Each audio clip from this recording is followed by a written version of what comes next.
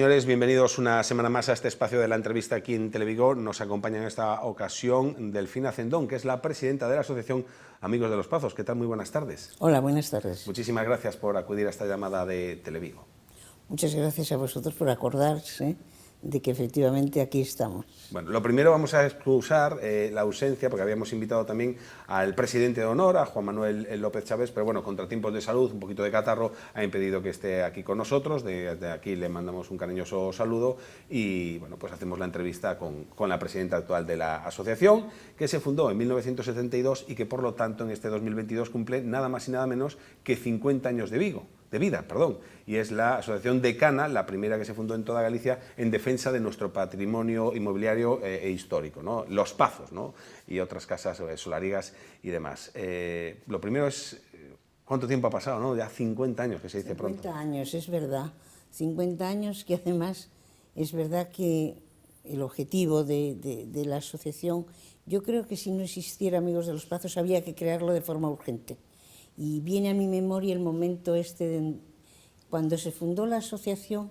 Yo era alumna de turismo de la Escuela San Jorge y allí el interés de la directora, Ana María Areán, era enorme de que efectivamente se creara una asociación. Y siendo además profesor de la escuela el señor López Chávez, ya pensaron rápidamente que sería bueno crear una asociación de defensa, que en principio se pensaba en defensa de los Pazos, y luego efectivamente se fue ampliando los objetivos, porque la historia de los Pazos es importantísima, no solo el Pazo en sí, sino lo que lleva con los Pazos, que es toda la vida social gallega. Claro. Y entonces se sumaron luego los caminos, que fue importantísimo por los logros que la asociación, a base de mucho esfuerzo y trabajo, fue consiguiendo. Después hablaremos de los Caminos de Santiago, en lo que la Asociación de Amigos de los Pazos juega un papel también importantísimo, pero me decías, Delfina, el papel de los Pazos era muy importante en la historia gallega, puesto que recogía la vida social, ¿no? Que es mucho más allá que un conjunto de piedras, ¿no? Sino que lo que significaba en la sociedad, ¿no? Los Pazos, evidentemente en el siglo XIX y al principio del siglo XX. Sí. Pero entiendo que entraron en una decadencia, ¿no? A mediados del siglo pasado, que fue lo que motivó que no nos olvidásemos de ellos y que recuperásemos y mantuviésemos viva su memoria y su construcción, obviamente. Necesario mantener viva, porque realmente los Pazos, primero que el Pazo nace no solamente la casa palaciega, que es el Pazo, sino por la finca que el Pazo lleva. O sea, la finca, por eso los Pazos suelen estar en zonas agrícolas, en zonas de gran fertilidad en la tierra. Y como vemos, los Pazos en Vigo abarcan sobre todo la zona del Valle de Fragoso, que tuvo que ser sumamente fértil. Pero, como muy bien decías, llega la evolución, llega por encima de todo la construcción. Eso lleva a quitarle al Pazo la finca, que era el valor esencial de lo que se vivía en el Pazo. El Pazo, además de la casa, tiene el hórreo, que eso ya indica que es una zona agrícola. Entonces, la vida social que desarrolla el Pazo es enorme, como decimos, pero luego la evolución, la construcción, va haciendo que el Pazo vaya perdiendo la finca, que era, como decimos, una parte muy esencial para el Pazo. Y tú me dices cómo fue evolucionando un poco el Pazo. Pues con la sociedad no había manera. Todavía hoy decimos lo costoso que es mantener un Pazo. Heredar un Pazo debe de ser una cosa de decir, ¿cómo voy a ser capaz de seguir manteniendo esto? Y es donde realmente ubica la defensa de los Pazos. Porque el Pazo, mantener un Pazo supone pues una economía que no todo el mundo puede mantener. Entonces, de hecho, ahora muchos se han dedicado a plantaciones hortofrutícolas o vitivinícolas o para la realización de eventos, por ejemplo, bodas, ¿no?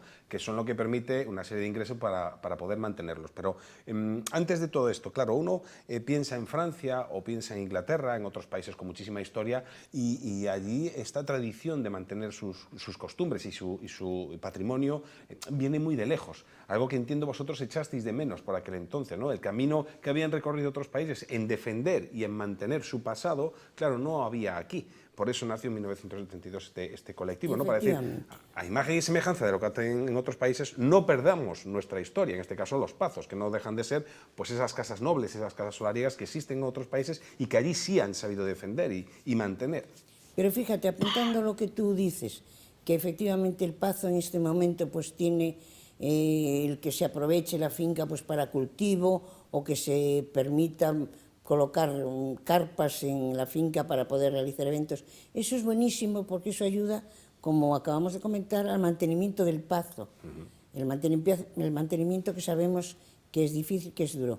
No podemos quejarnos en ese sentido. Nosotros efectivamente nacimos, yo creo, en el momento necesario para que piensa que patrimonio, la ley de patrimonio ya aparece en 1988. Nosotros nacimos en el 72. La lucha ahí es permanente, pero ya con una ley de patrimonio ayuda a la conservación de lo que estamos hablando, de lo que es el patrimonio histórico de Galicia. ¿Y qué se ha conseguido en estos 50 años? Hablas de esta primera ley, pero ¿ha merecido la pena? ¿Ha sido fructuoso este trabajo? ¿Ha sido fructífero los objetivos que ha conseguido la asociación? De no haber existido Amigos de los Pazos, ¿tendríamos hoy los Pazos como los tenemos? Algunos, evidentemente, siguen en una situación ruinosa, pero muchos otros están en los portales inmobiliarios, están incluso de moda, se han recuperado y tienen un valor añadido que a lo mejor de no haber existido vosotros, pues ese trabajo denodado, ¿no?, y constante en su defensa y en su puesto a valor, pues a lo mejor no hubiéramos llegado hasta este punto. Claro, yo creo que fue, como te decía, el momento imprescindible, pero no solamente para el Pazo, para el Hórreo.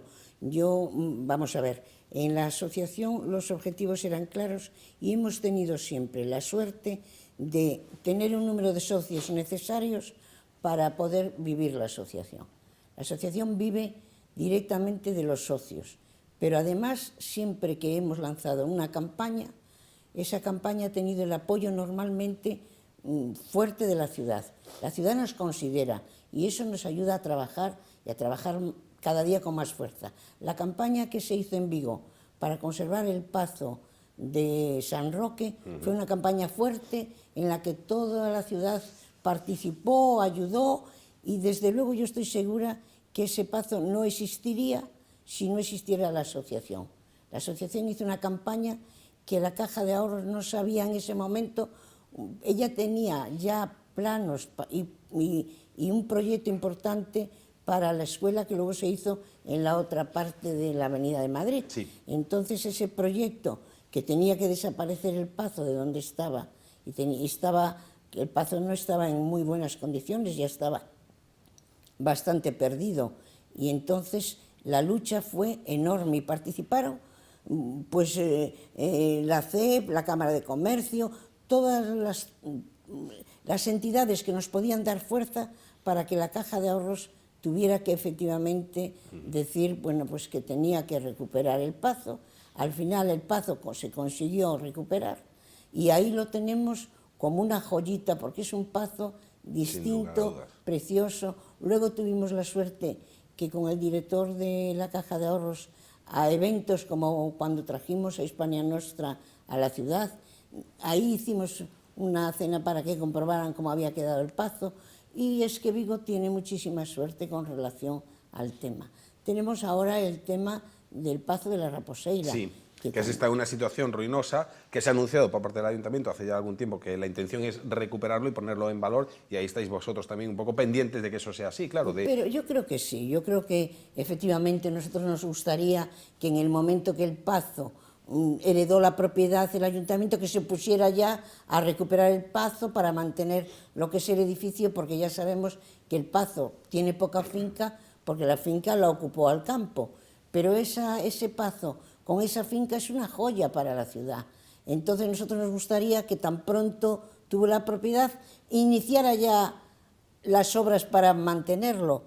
No es así y vamos a insistir toda la ciudad en que el Pazo no se venga abajo, en que el Pazo, efectivamente, al ser propiedad del Ayuntamiento, puedan mantenerlo y luego que le den un uso que ellos consideren que es bueno, sobre todo por el mantenimiento de la joya que es el Pazo.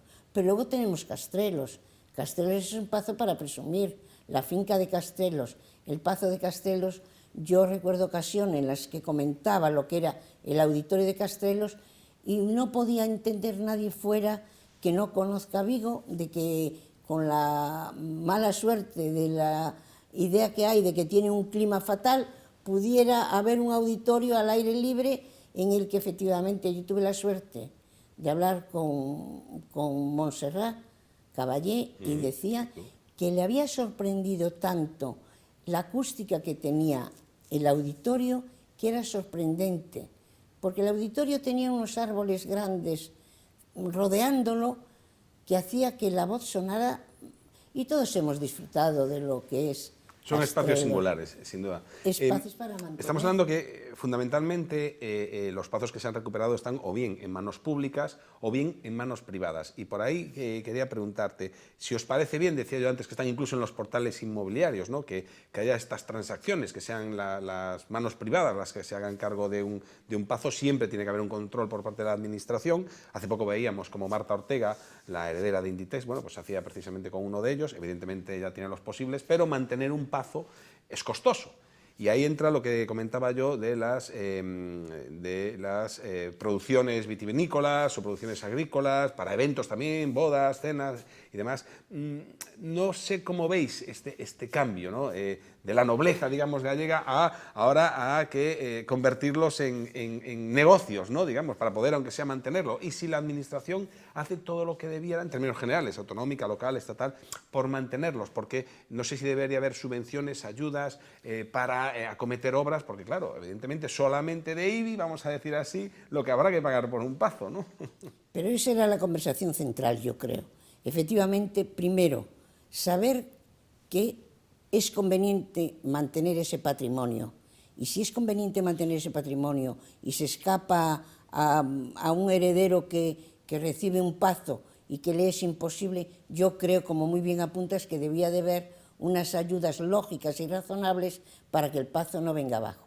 A mí me parece bien que se utilice el tema de la agricultura en la zona del pazo, porque es una forma de mantenimiento del edificio. Pero muchas veces se hacen obras especiales. Yo creo que Pontevedra acaba de comprar una casa solariega para la administración, y yo creo que eso no lo tuvo en cuenta a lo mejor la administración, que a la hora de hacer un edificio, si se podía aprovechar un pazo, no se hubiese hecho. Pero ahí estamos todos para pedir que no se dejen caer los pazos. Los pazos vamos a ver, es la historia de Galicia, es la cultura gallega recogida en el pazo, es la vida social de un determinado momento. Entonces, yo creo que nuestro objetivo es precisamente el que se puedan mantener los pazos. Desde luego, como sociedad, necesitamos mantener nuestro pasado, que es lo que nos convierte en lo que somos. Si nos olvidamos de él o lo perdemos, pues una sociedad sin memoria, sin pasado, para empezar, sería una sociedad triste, ¿no? Pero yo creo que en Galicia sí valoramos mucho los pazos. Yo creo que valoramos todo el patrimonio, y yo creo que cada vez es más difícil que tú un edificio a conservar puedas hacer allí lo que quieras, por decir lo que quieras, poder cambiar la fachada. Hoy se mantiene, y muchas veces no precisamente tiene que ser en el sitio. A lo mejor efectivamente es necesario pues un vial por esa zona, y el pazo no es. Ya sabemos lo que pasó en Campusimble, que se cambió el templo para hacer la presa. Pues yo creo que hoy, con los medios que hay, se puede incluso cambiar de sitio, si hay que conservar, como es el caso, un pazo. Bueno, decíamos que nació en 1972, Amigos de los Pazos, pero que al poco tiempo, al paso de los años así, se dio cuenta de que había otro inmenso trabajo por hacer, de puesta también en valor de nuestro patrimonio, a lo mejor más inmaterial, como es el Camino de Santiago, ¿no? Que todo está un poco vinculado, ¿no?, con los pazos, porque es historia, ¿no?, de nuestra sociedad. Y de ahí que empezasteis también a trabajar mucho en su puesta en valor. Unos caminos de Santiago, que son muchos: el camino francés, el camino del norte, los caminos portugueses, el de la costa, el interior, el que pasa por Vigo, el que es el de la costa, por los que hace 30 años es que igual pasaba Juan Manuel López Chávez y poco más, y nadie más. Y hoy, en cambio, son recorridos, ¿no?, itinerarios por los que pasan miles y miles de personas. Y eso también lo debemos en parte, claro, a la Asociación Amigos de los Pazos. Sí, ahí tiene un valor enorme, como muy bien apuntas, López Chaves. Y como siempre también te lo hacen ver desde fuera.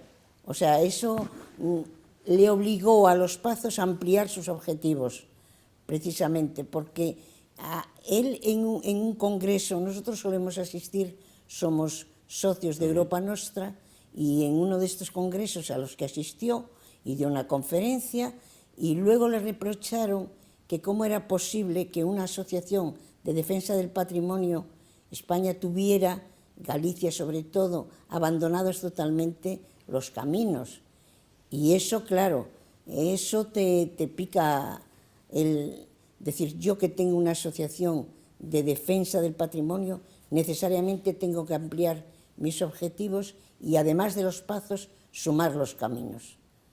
Pero efectivamente fue una labor larga, dura, no siempre con apoyo de las administraciones, sino muchas veces con una lucha titánica, hasta que el Consejo del Parlamento aprobó la recomendación 987 y con ella se consiguió que el Camino de Santiago fuese el primer camino cultural de Europa. Itinerario cultural de Europa.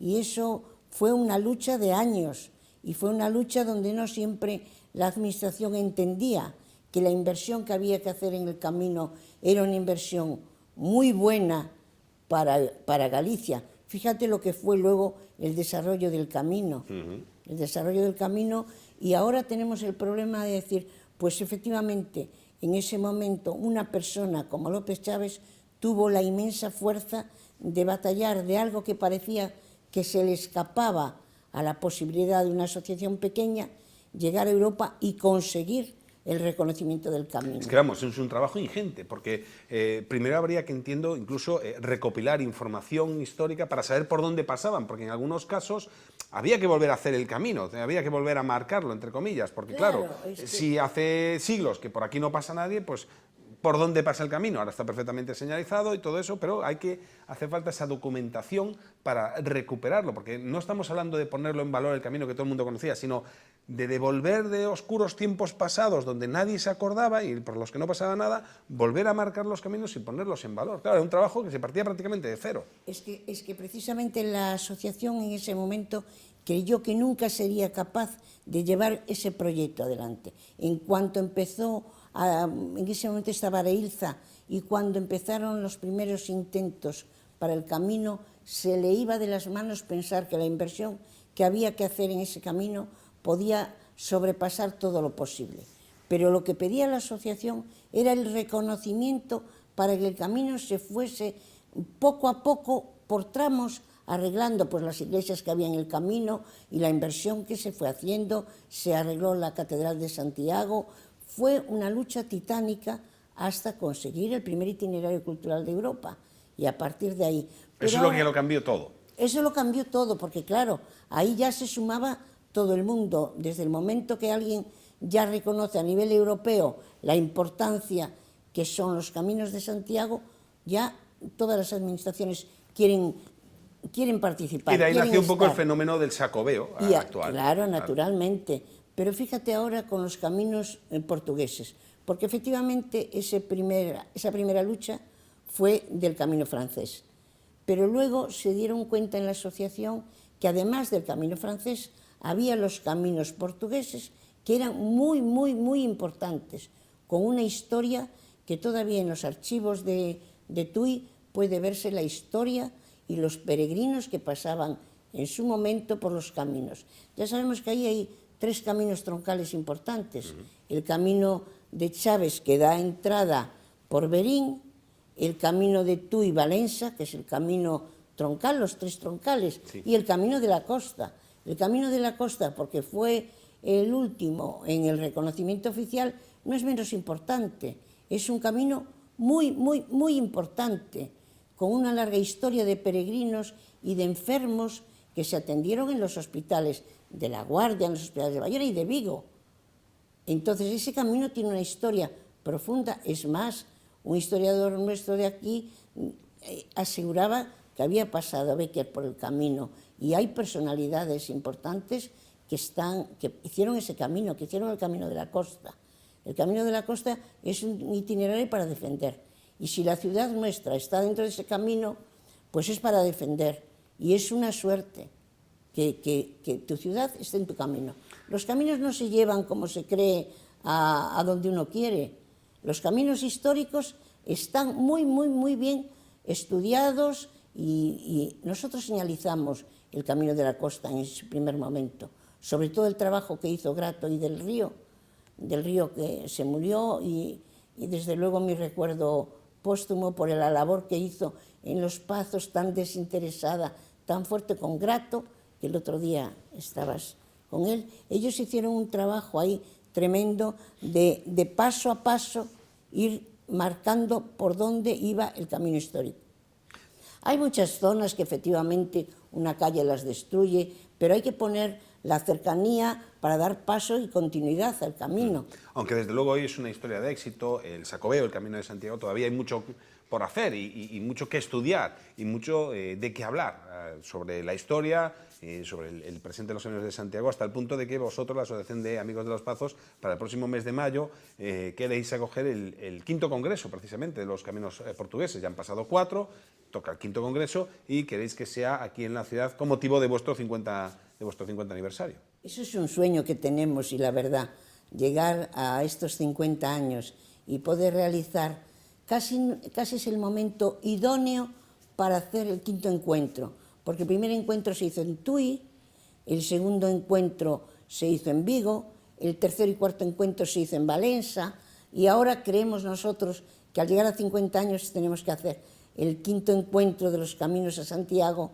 que debe de ser un encuentro con la participación, si es posible, de toda la ciudad, para que realmente los expertos nos digan la lucha que siempre se tiene para el mantenimiento de hechos tan importantes que despertó en Europa una necesidad de venir a Santiago. Una necesidad no solamente dentro de los años santos, sino fuera del año santo, la cantidad de gente que viene a Santiago, que viene a hacer el camino, que es, cuando haces el camino, descubres algo distinto de lo que es un itinerario. Es un camino histórico, por supuesto, pero que te hace encontrarte contigo mismo cuando haces el camino. Y te queda la gana de volver a realizar el camino. Y si además hiciste un camino troncal por Tui y luego puedes hacer un camino por la costa, lo haces también. Y una cosa que comentabas tú muy importante, que no solamente se hace el camino, sino vuestra misión fue de todas aquellas iglesias, todo aquel patrimonio que había, aprovechar el tirón del camino para recuperarlos. Ya no es solamente el itinerario en sí, que es histórico y es fundamental y es clave en el devenir de Europa, en la formación de Europa, por eso es considerado el primer itinerario cultural, sino, hombre, aprovechemos que allí por donde pasa todo este patrimonio material, todo este patrimonio arquitectónico, pongámoslo en valor. Y gracias al camino muchas iglesias, ermitas, pazos, etcétera, han revivido también. Es que la historia y la fuerza de los pazos estaba ahí. Y también el rechazo un poco de la administración era que la inversión que había que hacer era una inversión que sobrepasaba cualquier presupuesto. Pero sí se consiguió, sí el camino está ahí, cada vez el camino está más protegido, el camino está limpio, conservado, no digamos los alrededores, y con ello se va uniendo también la parte turística, que es verdad que los visitantes, es que yo creo que el peregrino hace ese trayecto, pero luego queda con la idea de que puede volver con la familia, no de peregrino, sino de turista, que viene a conocer la ciudad que pasó, pero a conocerla en otro sentido, de otra forma. Bueno, pues Delfina Centón, presidenta de la Asociación Amigos de los Pazos, muchísimas gracias por la labor que lleváis haciendo hace 50 años, por otros 50 como mínimo, porque evidentemente se ha demostrado que ha sido un trabajo absolutamente fructífero. Todo lo que se ha conseguido de recuperación y de puesta en valor, pues no lo consigue cualquiera. Así que enhorabuena, muchísimas gracias, que acojáis ese quinto congreso y a seguir trabajando por los Pazos. Y siempre pidiendo, ya sabéis que os necesitamos, porque el quinto encuentro tiene que ser marcar de forma muy, muy, muy definitiva esa asociación que lucha de forma desinteresada por por todo lo que es el patrimonio gallego. Bueno, pues nosotros pondremos nuestro granito de arena y acudiremos a ese evento, a cubrirlo y a darle difusión al mismo, que es importante para que todos los vigueses, como esta entrevista también lo es, pues conozcan un poco de su pasado. Muchísimas gracias. Gracias, Miguel. También a ustedes muchísimas gracias por estar al otro lado del televisor. La próxima semana, ya lo saben, les esperamos con un nuevo invitado. Hasta entonces, sean felices.